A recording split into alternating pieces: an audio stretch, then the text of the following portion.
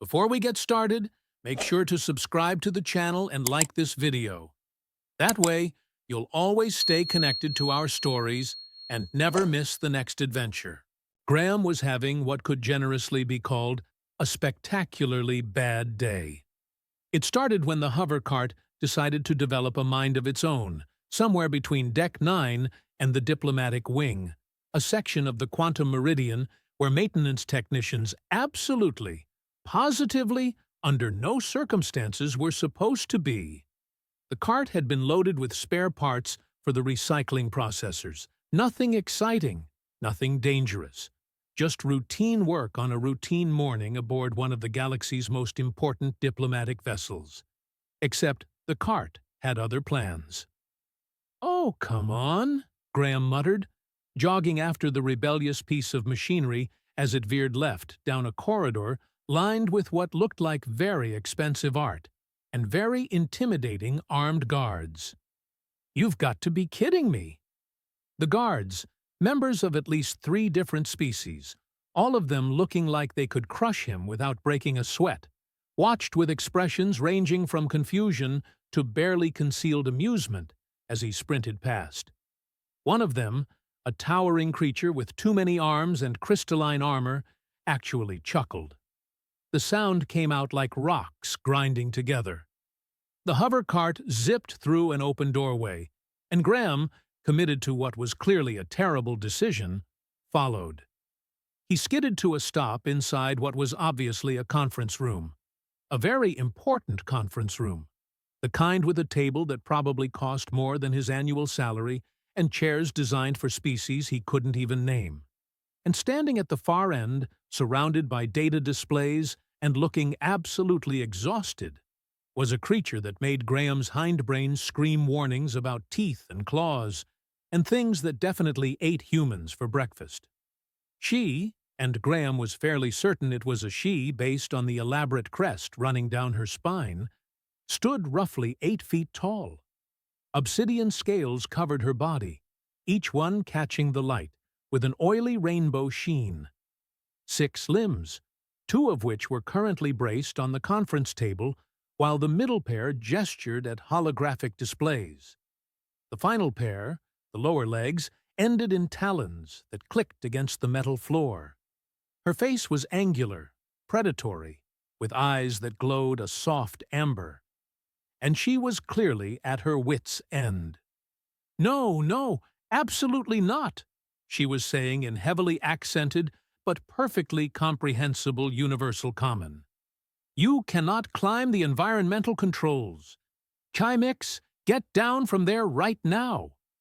Graham's eyes tracked to the source of her distress. 3 smaller versions of the massive predator were currently wreaking havoc across the conference room. One was indeed scaling the wall toward the climate control panel. Another was attempting to eat what looked like an important data pad. The third was making a sound somewhere between a growl and a whine, while systematically knocking miniature star charts off a side table. They were, Graham realized, with the kind of clarity that comes right before disaster, children. Alien predator children. Having a collective meltdown. Graham said, which was perhaps not his most eloquent opening. The adult alien's head snapped toward him with a speed that would have made a snake jealous. Her amber eyes narrowed, then widened slightly as she took in his uniform. "You are not security." "Maintenance," Graham confirmed, pointing helplessly at the hover cart, which had finally stopped moving and was now gently bumping against an expensive-looking chair. "That thing went rogue.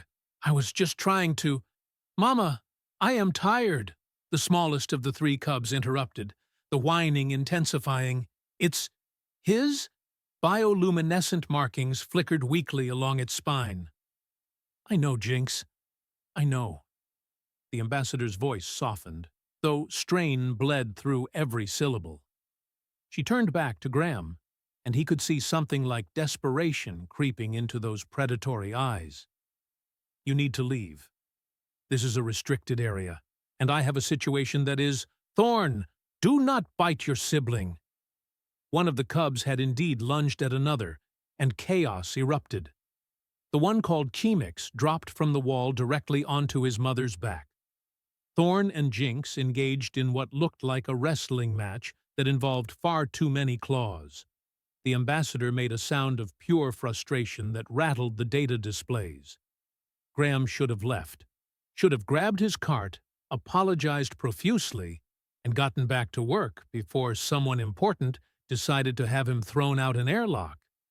Instead, he heard himself say, "Do you need help?"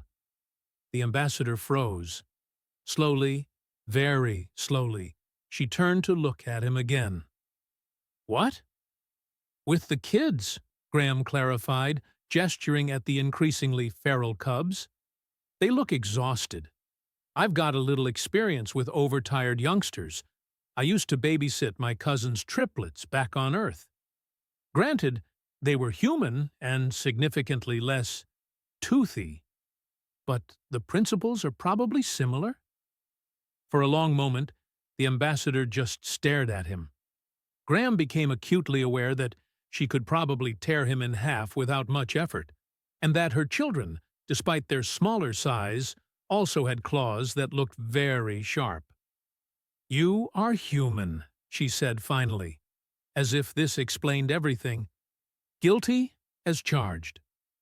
"Humans are—" She paused, clearly searching for diplomatic phrasing.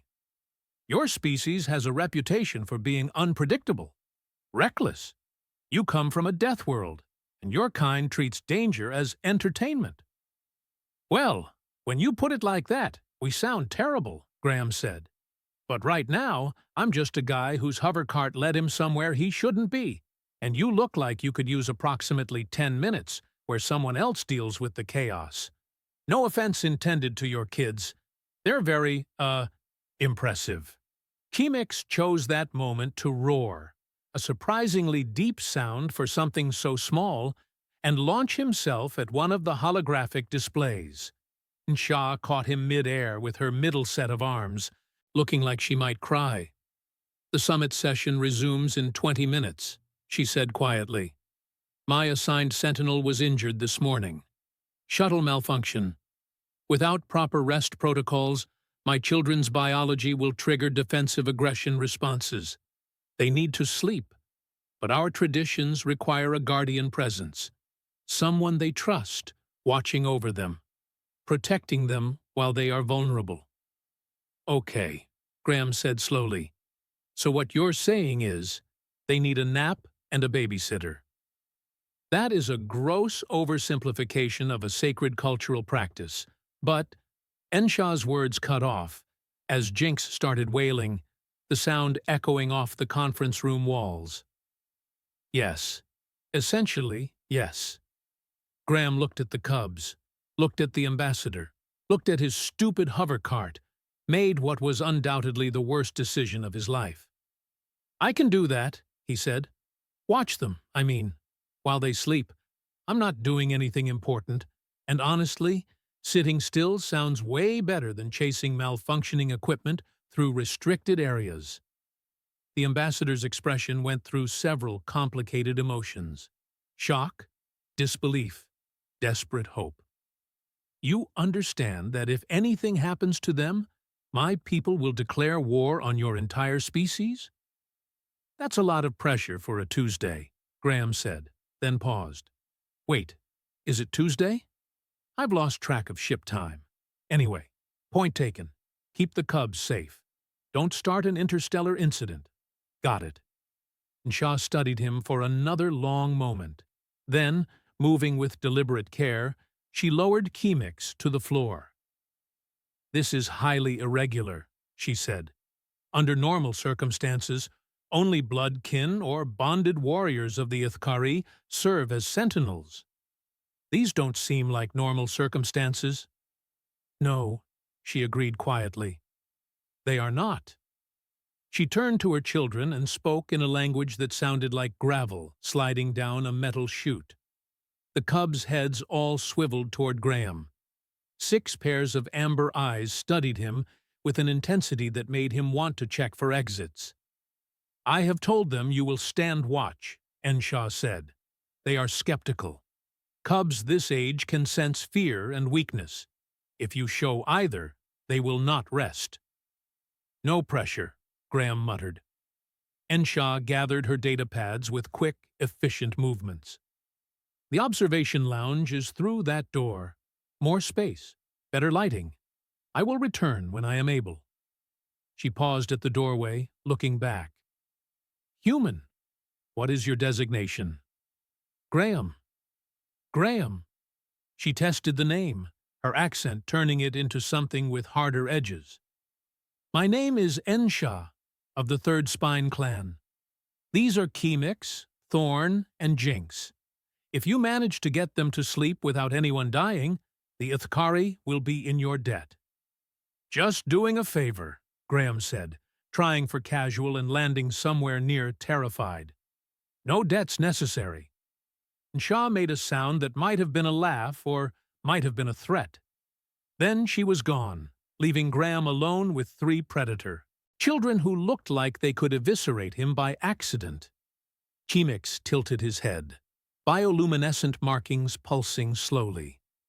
Thorn had gone very still, watching. Jinx sniffled, exhaustion written in every line of his small body.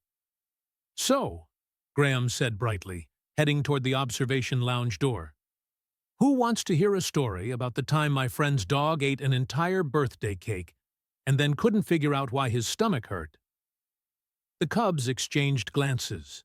Then, moving as a unit, they followed him through the doorway. Behind them, Graham's hover cart beeped cheerfully, finally content to stay in one place. The observation lounge was at least designed for comfort, which Graham appreciated as he lowered himself onto the floor near the massive viewport.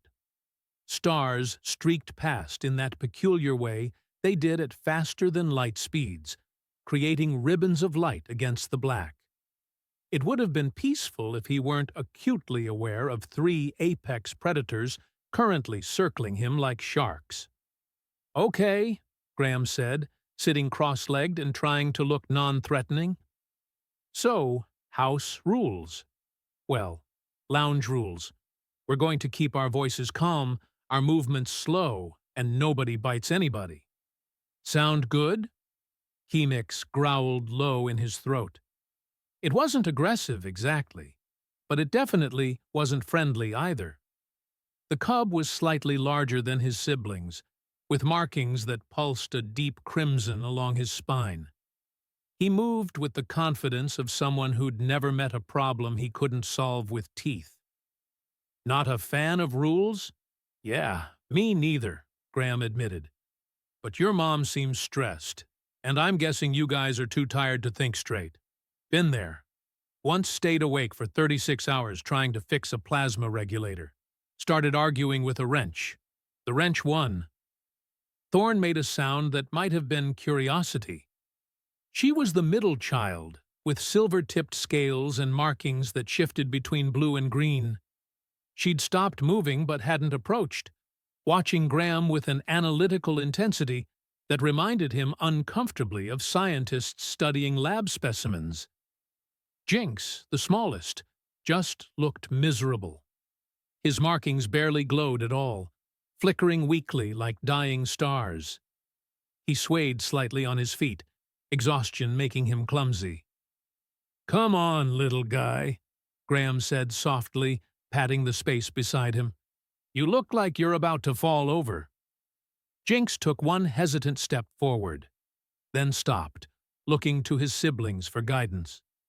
Chemix hissed, positioning himself between Graham and Jinx.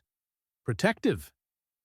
Graham had to respect that, even if those claws were getting uncomfortably close to his personal space. Look, I get it, Graham said, keeping his tone conversational. You don't know me. I'm weird-looking, probably smell strange, and I just showed up out of nowhere. If I were you, I'd be suspicious too. But here's the thing. Your mom trusted me enough to leave you here, and I'm guessing she doesn't trust easily. So maybe, just maybe, I'm not the worst option available. He stretched his legs out, wincing as his knees popped. "I'm just going to sit here and talk. You three can do whatever you want. Sleep? Don't sleep? Stare at me like I'm an interesting bug?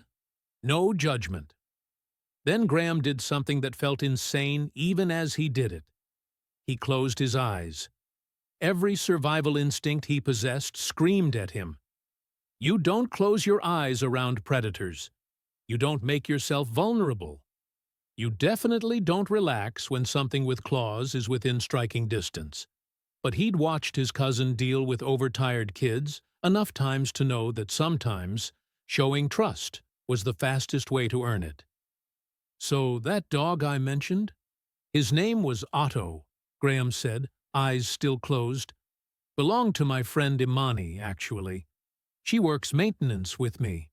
Otto was this massive, goofy creature who thought he was a lapdog despite weighing roughly the same as a small spacecraft.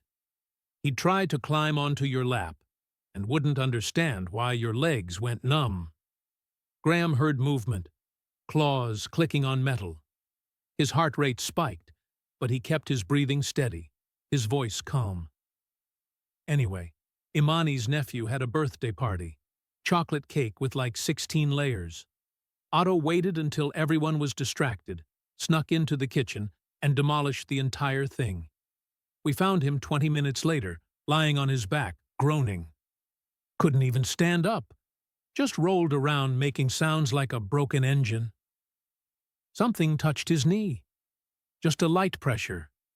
Testing. Graham didn't move, didn't open his eyes. We had to carry him outside. Took 3 of us. He spent the rest of the day lying in the grass, occasionally whining, definitely regretting his life choices. But you know what? The next time there was food on a counter, he tried to steal that too. Never learned. The pressure on his knee increased. Then weight settled against his shin. Small, warm, vibrating slightly with each breath. Graham risked opening his eyes just a crack. Jinx had climbed onto his leg, curled into a ball with his tail wrapped around himself. The cub's eyes were closed, his breathing already slowing into sleep rhythms. The bioluminescent markings along his spine pulsed in a steady, peaceful pattern. "Well, hello there," Graham whispered. Chimix was still watching, still wary, but his posture had shifted. Less aggressive, more curious. Thorn had moved closer too, near enough that Graham could have reached out and touched her if he'd been suicidal. "Your little brother had the right idea," Graham continued, barely breathing. "Sleep is pretty great. Solves a lot of problems. Can't be cranky if you're unconscious." Thorn made a sound like a question, her head tilting. "You want a story too? Okay, let me think." Graham settled his weight more carefully, trying not to disturb Jinx. "There was this time we had to evacuate an entire cargo bay, because someone, not naming names, but it was definitely Imani, accidentally released a containment field holding approximately 10,000 microbots designed for hull repairs. They weren't dangerous, just incredibly enthusiastic about finding things to fix." Chimix had stopped growling. He was listening now, even if he wouldn't admit it. "These bots swarmed everything. Walls, floors, people. One of them decided my boot had a scuff that needed buffing. Wouldn't leave me alone for an hour. I had the shiniest left boot in the entire fleet, and a normal-looking right boot. Looked ridiculous." Thorn moved closer, then closer still. Her shoulder brushed against Graham's arm, and he felt the warmth radiating from her scales. She settled down against his side, not quite touching but near enough that he could feel each breath. "The worst part was catching them all," Graham continued, his voice dropping to barely above a whisper. "Little things were fast. We set up magnetic traps, sonic barriers, even tried bribing them with scrap metal. Took us 3 days. Found the last one a week later inside the coffee machine. It had organized all the beans by size. Very thorough, those bots. Chemix was wavering. Graham could see it in the way the cub's eyelids drooped, the way his defensive posture softened. Pride versus exhaustion, an ancient battle. "You can come over here if you want," Graham offered. "No pressure. But there's plenty of room, and I promise I'm not going anywhere." For a long moment, nothing happened. Then Chemix took one step forward, another. His markings shifted from crimson to a softer orange. Graham had no idea what that meant, but it seemed less hostile. The cub approached with exaggerated caution, each movement deliberate.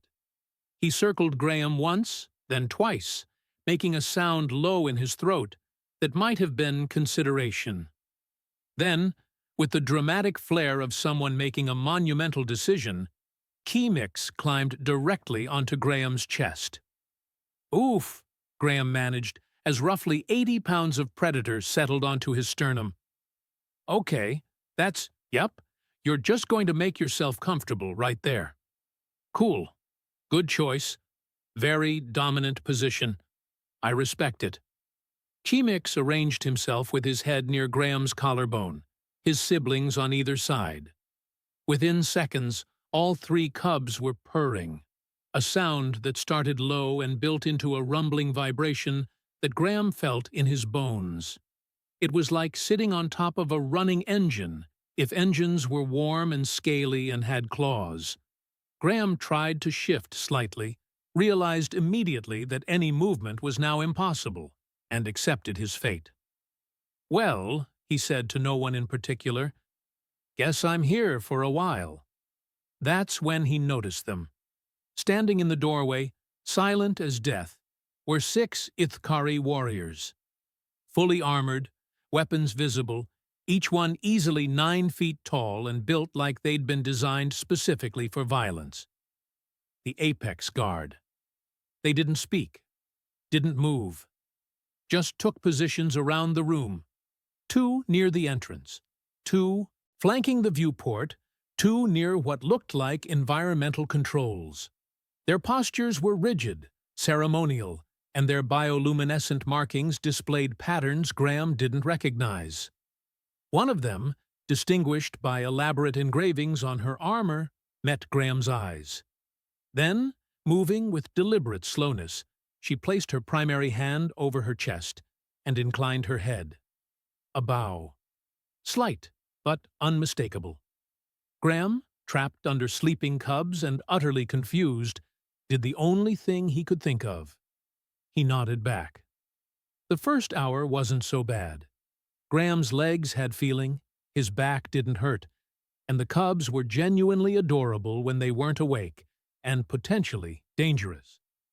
Their purring created a surprisingly soothing white noise, and the apex guards standing motionless around the room were, if nothing else, excellent at their jobs. Nobody was getting past those warriors.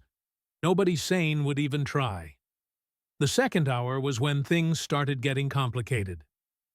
"So," Graham said quietly, testing whether anyone would react to him talking. The nearest guard's ear, or what he assumed was an ear, twitched slightly, but otherwise no one moved. "This is my life now. This is fine. Everything is fine." His left foot had gone numb. Not tingly, not uncomfortable, completely dead. He couldn't feel his toes anymore. When he tried to wiggle them experimentally, nothing happened. Just a distant sense that his foot probably still existed, somewhere down there beneath Thorn's tail. Chemix shifted in his sleep, and one of his claws, retracted, thankfully, but still concerning, pressed against Graham's ribs. Not breaking skin, just a reminder that breaking skin was absolutely an option. "Cool, cool," Graham muttered. "Just going to breathe shallow for a while. No big deal." The observation lounge door opened with a soft hiss, and Graham's heart jumped. "Please be Ensha. Please be someone who can take these adorable monsters off me before I lose circulation to my entire lower body." Imani walked in carrying 2 water pouches and wearing an expression of absolute delight. "Oh, no," Graham whispered. "Oh, yes," Imani countered, her grin widening. She was short, built like someone who'd spent 20 years wrestling stubborn machinery into submission, with close-cropped hair and an unfortunate tendency to find humor in Graham's suffering. "This is the best thing I've seen all month. All year. Possibly ever." The apex guard shifted slightly, weapons moving in ways that suggested Imani was being evaluated as a potential threat. She raised her free hand in a gesture of peace, still grinning. "Friend," she announced. "Colleague. Here to provide hydration and moral support, not to disturb the babies." One of the guards made a clicking sound deep in her throat. After a tense moment, they settled back into their watching positions, though Graham noticed their attention remained focused on Imani. "You're enjoying this," Graham accused as she approached. "I really am," Imani agreed, crouching down beside him. "When you didn't come back from chasing that cart, I checked the tracking logs. Imagine my surprise when it showed you'd gone into the diplomatic wing. Then imagine my absolute joy when I tapped into the security feeds and saw—" She gestured at the cubs. "This. I can explain." "Please don't. The reality is better than anything you could make up." She held out one of the water pouches with a straw. "Drink. You look dehydrated." Graham leaned forward as much as he could without disturbing the cubs, which was not much, and managed to get the straw between his lips. The water was cold and tasted faintly of recycled minerals, but it was the best thing he'd experienced in hours. "Thank you," he said, when she pulled the pouch away. "Seriously, I was starting to worry about biological necessities." "Don't mention it." "Well, actually, do mention it. I'm recording this for posterity." Imani tapped her datapad, which was indeed recording. "So, how did you end up as a babysitter for apex predator royalty?" "They're not royalty. I don't think. Are they?" Graham looked at the nearest guard, who gave no indication either way. "Their mom needed help. I offered. Things escalated." "Things escalated," Imani repeated, deadpan. "You went from maintenance technician to diplomatic incident in under an hour. That's impressive even for you." Jinx made a small sound in his sleep, his markings flaring briefly before settling back into their steady pulse. Graham froze, waiting for the cub to wake up, but he just nuzzled closer against Graham's side and continued purring. "They're exhausted," Graham said quietly. "Ensha said something about their biology triggering aggression if they don't rest properly. There was a whole cultural thing about sentinels and trust. Honestly, I'm still not entirely sure what I agreed to." "You agreed to become the most popular person on this ship," Imani said, turning her datapad so Graham could see the screen. "Check it out." The security footage showed Graham from multiple angles, sitting peacefully with 3 predator cubs draped across him, the apex guard standing watch like statues. The view counter was climbing steadily. Comments scrolled past in at least a dozen different languages and symbol systems. "This went out on the public feeds?" Graham asked, horrified. "Ship-wide network, yeah. Someone in security thought it was newsworthy. They weren't wrong." Imani scrolled through the comments. "Let's see. We've got the Orumi Collective calling it unprecedented demonstration of cross-species trust. That's nice. The Multarix ambassador says you're either the bravest human alive or the stupidest. That's less nice, but probably accurate." "Wonderful. My mom is going to see this and have questions I can't answer." "Wait, there's more." Imani kept scrolling. "Oh, this is interesting. The diplomatic channels are lighting up. Apparently, what you're doing is having effects beyond just being adorable.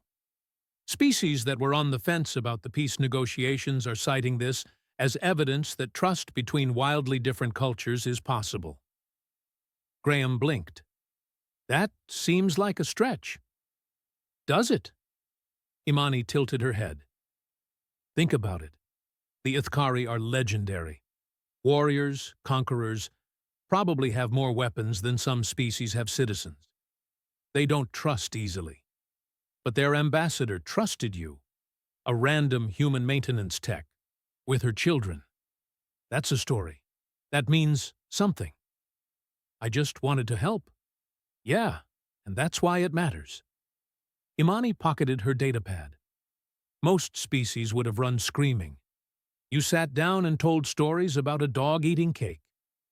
Chemix chose that moment to stretch, his claws extending fully. Graham watched with mounting alarm as razor-sharp talons emerged from what he'd assumed were adorable paws. The cub flexed them once, twice, then retracted them and settled back down. Those could absolutely kill me, Graham observed. Yep. And I can't move. Nope. This was a terrible idea. Probably. Imani patted his shoulder sympathetically. But you're committed now. How long has it been? Graham checked his internal chronometer. 2 hours, 15 minutes. And how long did Shah say she'd be? She didn't specify. The summit session was supposed to resume 20 minutes after she left, so Graham did quick math. Could be another hour. Maybe more if negotiations run long. Imani winced. Your legs are going to be completely dead. My legs died about 40 minutes ago. I've moved on to accepting that I'll never walk again. Drama doesn't suit you.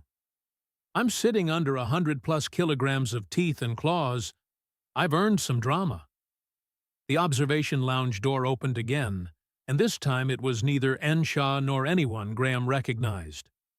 3 beings entered, one crystalline and geometric, one that looked like someone had given sentience to fog, and one that was blessedly humanoid, except for the extra arms and purple skin. They all wore diplomatic credentials. The apex guard immediately moved into more aggressive postures. The lead guard, the one with the engraved armor, stepped forward with one hand on her weapon. The crystalline being pulsed with light, patterns flickering across its surface. After a moment, a translator device projected words. We mean no harm. We wish only to observe. Observe what? Graham asked, because apparently his self-preservation instinct had completely given up. More light pulses. The human sentinel, the trust bond. It is unprecedented. We wish to understand. There's not much to understand, Graham said. Kids were tired. Someone needed to watch them. I was available. End of story. The fog creature rippled, and another translator provided its response. You diminish the significance. Ambassador Shah of the Third Spine Clan does not grant sentinel duties to outsiders. The Apex Guard does not stand vigil for those they do not respect. What you have done is remarkable. I'm just sitting here. Yes, the purple humanoid said, in unaccented common. You are sitting perfectly still while 3 predator cubs sleep on you. You have not moved in over 2 hours. You show no fear, no discomfort. The guards watch you as they would watch their own. This is not just sitting. Graham looked at Imani, who shrugged as if to say, they have a point. The negotiations have shifted because of you, the crystalline being continued. Species that were demanding territorial concessions are now discussing compromise. Those who called for military posturing are now considering diplomatic solutions.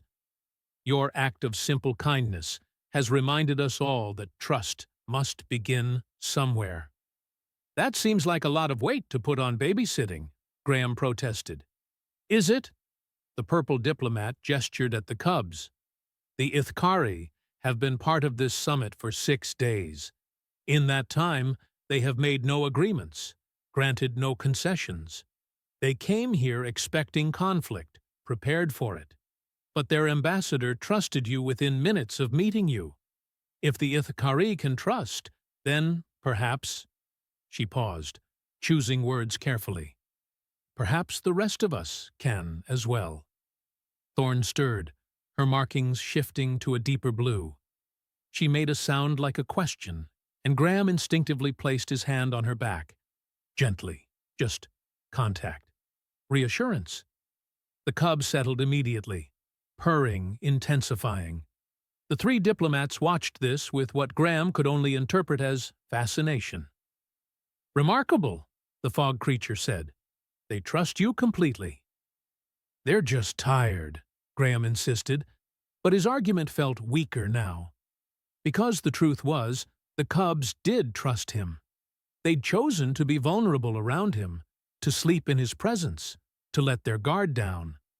And the apex guard, warriors who probably ate conflict for breakfast, were standing watch over him like he was one of their own. When had that happened?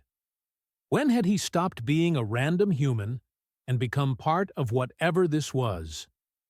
I should record formal testimony, the purple diplomat said, producing a data recorder. For the summit archives. Would you consent to— No, one of the apex guards said. Her voice was deep, resonant, the first word any of them had spoken. The sentinel requires silence. The cubs require peace. You will leave. It wasn't a request. The three diplomats exchanged glances, then bowed, actually bowed, and retreated from the observation lounge. When they were gone, Graham looked up at the guard who'd spoken. Thank you. She didn't respond, but her bioluminescent markings pulsed once in a pattern that felt like acknowledgement. Well, Imani said into the silence, you've got armed guards protecting your nap time. That's new. Everything about this is new, Graham muttered. His right leg had now joined his left in the realm of complete numbness. His back was developing an ache that suggested future regret. And Chimix was drooling, slightly on his shirt, leaving a wet spot that was probably going to stain. But the cubs were sleeping peacefully, their markings glowing steady and healthy. And somehow, against all logic, Graham felt proud of that. How much longer do you think you can hold out? Imani asked. Graham looked at the sleeping cubs, at the vigilant guards, at the stars streaming past the viewport. As long as they need, he said, and meant it. The cubs woke up like a natural disaster, sudden, chaotic, and impossible to stop once started. Jinx stirred first, his markings flaring from dim amber to brilliant gold in the space of a heartbeat. He lifted his head, blinked twice, then let out a sound that was part yawn and part roar. The purring stopped. All three cubs went from deeply asleep to fully alert in seconds, and Graham's chest suddenly felt like it was hosting a very energetic wrestling match. Okay. Good morning, or afternoon, I've lost track, Graham managed, as Chimix stood up directly on his sternum, claws pricking through his shirt. Could we maybe do this somewhere that isn't my vital organs? Thorn stretched, her spine arching in a way that would have made a cat jealous. Her claws extended, retracted, extended again. She looked around the observation lounge with clear eyes, taking in the apex guard, the viewport, and Graham beneath her. Then she licked his face. The texture was exactly as terrible as Graham had feared. Rough like industrial sandpaper, slightly damp, and leaving a thin scratch across his cheek that stung immediately. Ow, he said mildly. That's sandpaper. Good to know. Chimix bounded off Graham's chest, landing on the floor with a thud that suggested he weighed more than he looked. His markings blazed crimson, but it was a bright, energetic crimson now. Nothing like the dull, exhausted color from before. He chirped something at his siblings, and suddenly all three were racing around the observation lounge, playing what looked like a very intense game of tag. The apex guard watched this with what might have been amusement, though their expressions were hard to read. Graham tried to stand. Tried being the operative word. His legs had apparently decided they no longer belonged to his body. When he put weight on them, they simply folded, and he collapsed back down in an undignified heap. "Nope," he announced to the floor. "Legs are gone. This is my home now. I live here." Imani, who'd been watching from a safe distance, laughed so hard she had to lean against the wall. "Oh, that's perfect. Hold on, I'm recording this." "Please don't." Too late. She was absolutely recording. Graham lay on his back, staring at the ceiling, waiting for feeling to return to his lower extremities. The cubs raced past him, occasionally leaping over his prone form like he was an obstacle in their game. Jinx paused long enough to chirp at him, a sound that seemed almost like concern, before his siblings tackled him. Slowly, agonizingly, pins and needles began replacing the numbness.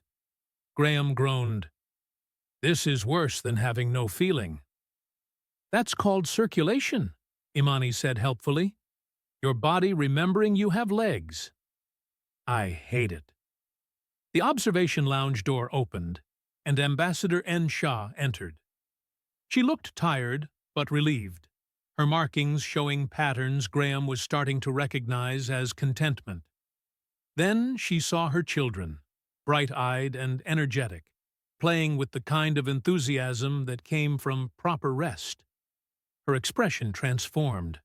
The phosphorescent blue fluid Graham had seen earlier, tears, he realized, welled up in her eyes and traced paths down her scales. "They are well," she said, voice thick with emotion. "They are... Graham, they are better than they have been in days." Graham, still on the floor, gave a weak thumbs up. "Happy to help. Can't feel my legs, but happy to help." Enshaw approached him, moving with that predatory grace, and extended one of her middle arms. Graham took it, and she hauled him upright with strength that suggested she could probably throw him across the room if she felt like it. His legs wobbled, but held. "The summit concluded successfully," Enshaw said. "Agreements were reached, territorial disputes resolved, trade routes established, and the delegates credit you, in part, for the change in atmosphere." "I didn't do anything," Graham protested, though this was becoming a familiar argument. "I just sat there." "You trusted when others would not. You showed patience when others would have fled. You honored a sacred practice of my people without understanding its full significance." And Shah's markings shifted to a pattern Graham hadn't seen before, deep purple shot through with silver. "You have done more than you know." She reached up to her shoulder, where a cluster of scales formed an elaborate pattern, and with a quick, sharp motion, pulled one free. The scale came away with a soft sound, and Graham saw the bare patch it left behind. And Shaw didn't flinch, but he could see the tension in her posture. That had hurt. "This is an honor mark," she said, pressing the scale into Graham's hand. It was warm, surprisingly heavy, and the bioluminescent patterns continued to glow even separated from her body. "Given only to those who have earned the deepest respect of the Ithkari. Wear it, carry it, or keep it safe. It marks you as nest-kin, as family." Graham stared at the scale. It pulsed gently against his palm, light flowing through patterns he couldn't begin to understand. Thank you. I don't know what to say." "Say you will visit the Ithkari homeworld someday," Enshaw said. "My children would enjoy seeing their sentinel again." As if summoned by the word, the cubs came racing over. They swarmed around Graham's legs, chirping and purring and generally making it difficult to stand. Jinx climbed up his pants like they were made for scaling, perching on Graham's shoulder and nuzzling against his neck. "Ah," Graham said, intelligently. "Hi again." Nshaw's expression shifted to something between amusement and concern. "Oh no." "What? What's oh no?" "They have imprinted on you." She sighed, a sound like wind through a cave. "Cubs this age sometimes bond with their sentinels. It is usually temporary, but—" Chemix had wrapped himself around Graham's leg and showed no signs of letting go. Thorn was attempting to climb his other leg. All three cubs were making sounds that Graham's universal translator unhelpfully labeled as happy distress. "They do not wish to leave without you," Enshaw finished. "Can't we just, I don't know, tell them I'll visit?"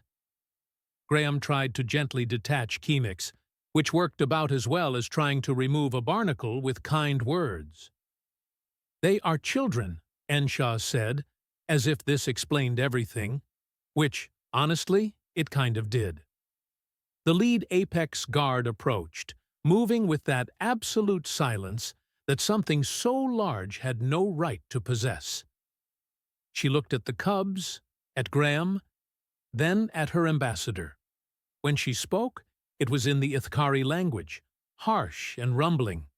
And Shah responded in the same language, gesturing at Graham. The guard's markings flared, and she turned to face him directly. Then, moving with ceremonial precision, she and the other 5 guards performed a synchronized gesture. Right fist to chest, head bowed, weapons held at rest. "What was that?" Graham asked. "A departure salute," Enshaw said quietly. "Reserved for honored warriors.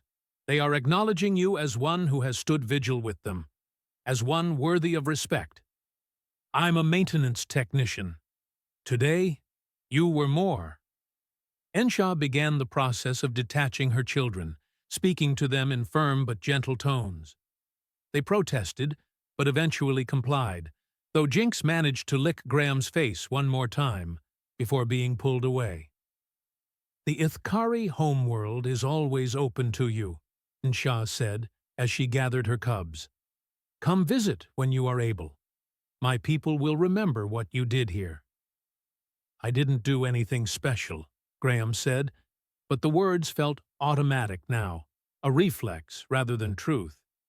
Because maybe he had done something. Maybe sitting still, showing patience, offering trust. Maybe those weren't small things after all.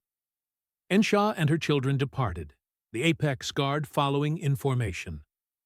At the doorway, the lead guard looked back one final time, her markings pulsing in that pattern Graham was starting to recognize as respect. Then, they were gone, and the observation lounge felt suddenly, strangely, empty. Imani walked over, still grinning. "So, Galactic Dad of the Year, how does it feel?" "My legs still don't work properly. I have claw marks on my shirt, and I'm pretty sure I'm going to have back pain for a week," Graham said. He looked at the honor mark in his hand, its glow steady and warm. "But yeah, it feels pretty good." "Come on," Imani said, slinging an arm around his shoulders. "Let's get you back to the maintenance bay. Your hover cart is probably wondering where you went." They walked, well, Graham limped, back through the diplomatic wing. The guards who'd watched him chase the cart earlier now nodded respectfully as he passed. One even saluted. "Word travels fast," Imani noted. "Apparently." They found the hover cart exactly where Graham had left it, waiting patiently in the conference room. It beeped cheerfully when he approached, as if nothing unusual had happened. Graham pulled up the diagnostic screen, identified the problem, a loose connector naturally, and fixed it in under 2 minutes. "All that," he said, "because of a loose connector." "Worth it, though?" Imani asked. Graham tucked the honor mark carefully into his pocket, where it continued to glow faintly through the fabric. Somewhere on this ship, security footage of him covered in sleeping predator cubs, was being watched by thousands. Diplomatic channels were discussing trust and compromise, and unlikely friendships. And 3 cubs were probably telling their mother they wanted to go back and visit the nice human who told stories about dogs. "Yeah," Graham said, finally smiling. "Definitely worth it." His pocket glowed softly, pulsing with patterns that meant family, that meant trust, that meant he'd somehow, accidentally, become part of something bigger than fixing hover carts and chasing loose machinery through restricted areas. "So what now?" Imani asked. Graham looked at the hover cart, then at the maintenance schedule on his datapad, then at the honor mark glowing through his pocket. "Now," he said, "I deliver these spare parts to Deck 9. And maybe, eventually, figure out how to explain to my mom why I'm internet famous for babysitting alien apex predators." "Good luck with that." "Thanks, I'm going to need it." They headed back to the maintenance bay, the hover cart following obediently behind.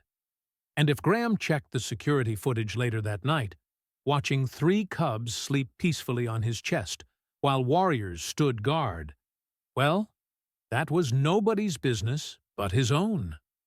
The honor mark pulsed once in his pocket, warm and steady, like a heartbeat, like a promise, like family.